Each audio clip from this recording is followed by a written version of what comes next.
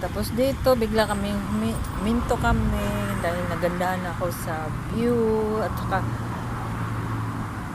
ay nako, ayan o, bigla akong nagulat, pinakamagandang view.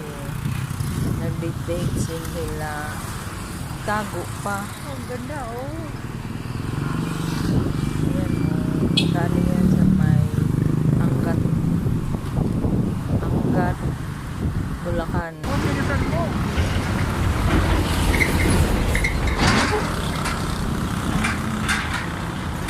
Tapos yun, bigla na nag-aya umuwi ang asawa ko. Ayun, galit na. Yes. Largo, gugugo.